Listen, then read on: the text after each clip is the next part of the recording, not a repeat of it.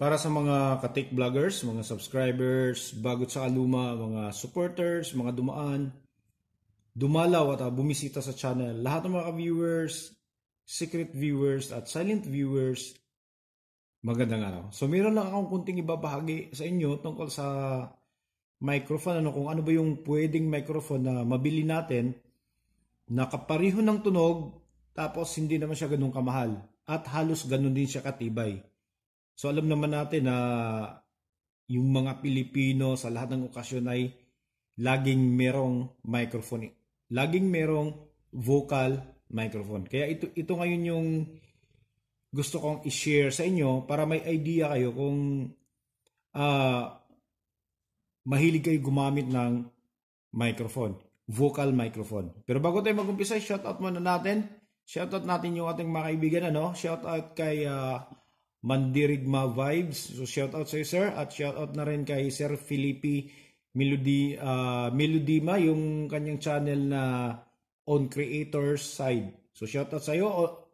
Ulitin ko, shoutout kay Mandirigma Vibes at kay On Creators Side. So ito, meron tayong dalawang microphone dito, Isang, pareho silang Shure. Itong isa ay PG48 at yung isa naman ay PG58. So ano bang pinagkaiba ng PG48 at PG58?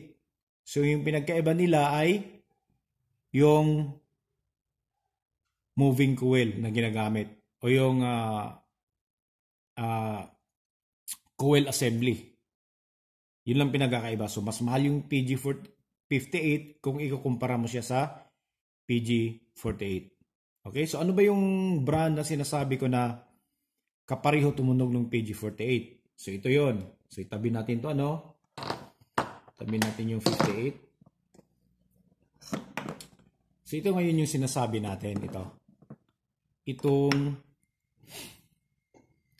Ahuja AUD98 XLR microphone. So itong brand na to ay hindi ho sponsor to, So yung gumagawa nito ay hindi to made in China, made in India.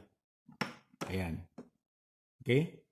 So ngayon bubuksan natin siya para makita nyo kung ano ba yung mga pinagkakaiba nila at bakit ko nga ba nasabi na magkakapareho talaga sila ng tunog nung PG48 natin tsaka itong Ahuja na AUD98 XLR. Okay? So ngayon, ito, kukumpara natin yung tingnan nyo ng maigi yung kanyang voice coil or yung capsule assembly. So ito naman yung sa Shure natin. Ayan. Ayun, kung mapapansin nyo, walang pinagkaiba. Kaparihong kapareho. Yung ginagamit nila ay yung sikat na ginagamit ngayon na integrated neodymium magnet. Kaya itong voice coil na to ay isa sa mga pinaka magaan itong capsule na itong head assembly na to. Ayan.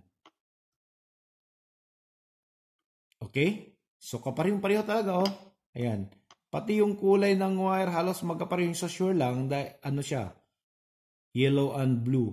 Tapos red and yellow naman sa Ahuja natin. So ngayon, yung loob. Ayan. So alam naman natin kapag branded ay walang yan, Yung tama yung kanyang bigat, walang bato or pampabigat sa loob na nakalagay. Na kapag laging bumabagsak yung microphone na ginagamit mo, ay umaalog-alog. Ayan. Okay, solidong bakal, di ba? So ito namang isa sa Ahuja. Ayan, tingnan nyo. Kung ikukumpara natin. Ayan. Kaparihong kapareho, di ba? Kaparihong kapareho yung uri ng bakal na ginagamit. Kaparihong kapareho. Ayan. Magkakaiba lang sila ng hitsura ng switch. Tapos dito naman sa likod, yung sa XLR input, solidong solido din yung sa Ahuja. Kita nyo, ang higpit, salpak na salpak talaga. Okay? Ang higpit. Dito naman sa natin, ganun din. higpit na mahigpit din.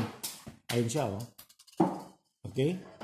Ang ano lang sa sure, malalaman mo lang na sure talaga dahil may tatak talaga na sure sa ano, yun sa kanyang XLR input.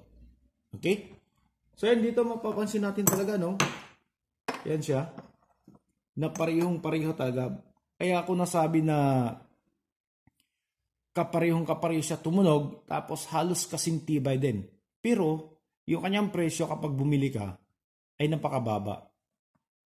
Nasa kalahati lang yung price o wala pa, depende sa seller. So, itong PG48 natin ngayon, so para sa mga mahilig gumamit ng microphone, paalala lang, naglipa na ngayon yung mga Shure na mga imitation, ano, na kapag ginamit mo aalog-alog dahil nga yung dinikit sa na bato or bakal sa loob ay hindi gaanong nakasalpak, kaya kapag nahuhulog, ayun, natatanggal at aalog-alog. Pagkatapos, yung tunog naman minsan ngungo at minsan naman puro high lang, kulang sa bass. Kaya mag-ingat-ingat kayo. So ito, ayan. So pwede naman kayong bumili ng generic microphone at para gumanda yung tunog. Lagi naman nating nakikita yan sa iba't ibang mga content sa YouTube. So pwede kayong bumili ng ganitong klaseng voice coil assembly. Tapos salpak nyo. Kaya lang, yung tibay na sinasabi natin, tsaka yung proper grounding ng microphone ay hindi mo makukuha katulad nito. Ayan. So napakalaking bagay nung ganito, yung solido yung bakal, solidong-solido yung kaha ng microphone natin. Na kahit malaglag yan, okay? Kahit na malaglag, hindi siya maano. So walang problema dito sa ulo natin kung mayuyupi yan, mababasag dito dahil napakaraming mabibili nito ngayon online. Kaya walang problema kung ito yung masisira. Ang isa sa mga pinaka-importante talaga ito dito. Okay? Ayan. So ayan lang siguro, hanggang dito na lang siguro tayo, no? At least meron akong naisishare sa inyo kung paano kayo makakabili ng microphone na kasing tunog ng PG48 pero kalahati lang yung kanyang presyo at halos ganung kasing tibay din. So maraming salamat at God bless at bye-bye.